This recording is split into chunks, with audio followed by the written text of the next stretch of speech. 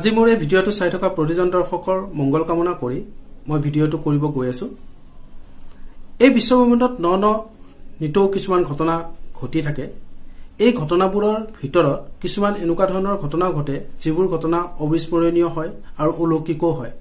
আৰু এই ঘটনাবোৰৰ কিছুমান চিত্ৰই সাধাৰণ মানুহৰ লগতে জ্যোতিৰ্বিজ্ঞানীসকলকো আচৰিত কৰি তোলে। এনেকুৱা এক ঘটনাৰ চিত্ৰ যোৱা 9 অক্টোবৰ তাৰিখে নাছা অৰ্থাৎ আমেৰিকাৰ মহাকাশ গৱেষণা কেন্দ্ৰৰ দ্বাৰা প্ৰকাশ কৰা হৈছিল। নাছাৰ দ্বাৰা সংস্থাপন কৰা হাবল স্পেচ টেলিস্কোপে সংগ্ৰহ কৰা কিছুমান চিত্ৰত স্পষ্টভাৱে দেখা গৈছিল দুটা স্পাইৰেল গেলেক্সি। স্পাইৰেল গেলেক্সিক অসমীয়াত সৰ্পিল আকাৰৰ গেলেক্সি অৰ্থাৎ তাৰকা ৰাজ্য বুলি কোৱা হয়।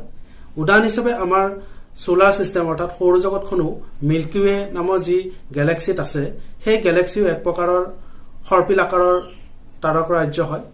গতিকে এই চিত্ৰবোৰত দুটা স্পাইৰেল গেলেক্সি দেখা গৈছিলে আৰু এই স্পাইৰেল গেলেক্সি দুটা এটা গেলেক্সি আনটো গেলেক্সিৰ ওপৰৰ সোঁফালে দেখা গৈছিলে, যিটো গেলেক্সিৰ নাম NGC 5954 হয় আৰু আনটো গেলেক্সি তলৰ ফালে দেখা গৈছিলে আৰু সেই গেলেক্সিটোৰ নাম হ'ল NGC 5953।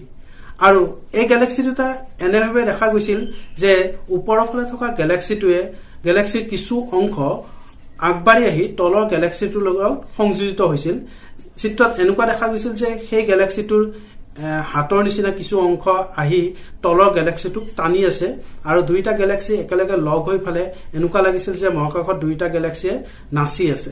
সেইকাৰণে মহাকাশ বিজ্ঞানীসকলে সেই চিত্ৰবোৰ দেখি কৈছিলে যে মহাকাশত যে দুটা গেলেক্সিয়ে নাচি থকাৰ নিচিনা দেখা গৈছে।